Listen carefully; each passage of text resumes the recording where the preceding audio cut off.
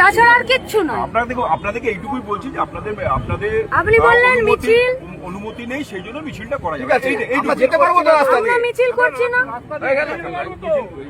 কোথায়? হ্যাঁ মিছিল ছেড়ে দিয়েছে, চলুন সরে যান, আমরা চলে যাচ্ছি। এরকম ভাবে আপনি ঠিক করবেন। আমরা তো টিম, পুরোটাই টিম। আপনার টিম মিছিল ঠিক আছে, কাকে আমরা বলে, যাচ্ছি মিছিল তাহলে। কাকে বলে না? আমরা আমাদের মতন করে যাই, চলো। মিছিল কাকে বলে, মিছিল কাকে বলে না? মাইক ঝান্ডা বাদ দিয়ে তো আমরা যাবো, এটা আমার অধিকার আছে। আপনারাই তো আবার আপনার গোটা প্রসিডিওরটা কি জানেন তো?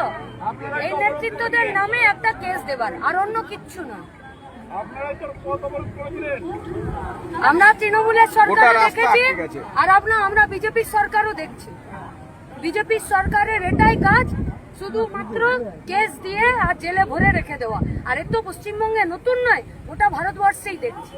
আপনি মিছিল করতে মানা করেছেন, মলয়টা আপনি ইয়েটা বন্ধ করে দিন। মাইক বন্ধ করে দিন। এবার যেতে দিন। যাও যেতে দেবেন না। দেখুন আমাদের সঙ্গে করবেন না। আপনি দাঁড়িয়ে থাকতে চাইলে আমরাও এখানে আমরা রাত তো 12টা আপনাকে অবধি অন ক্যামেরা বললাম যে আমরা মিছিল করছি না, এর চেয়ে বড় ইয়ে কি আপনার? আমরা রাত 12টা অবধি দাঁড়িয়ে থাকতে পারি। আপনি রাত 12টা অবধি দাঁড়িয়ে থাকবেন তো? থাকবেন না। 10টা মিনিট পরে আপনি আমাদেরকে তুলবেন, আর তুলে নিয়ে একটা কেস দেবেন বাজে। আসলে তো উদ্দেশ্য তাই আপনার, এছাড়া তো আপনার কোনো উদ্দেশ্য নেই। আপনি মিছিল আটকাতে চান, মিছিল আটকানোর আপনার প্রভিশন কোথায় আইনিগত?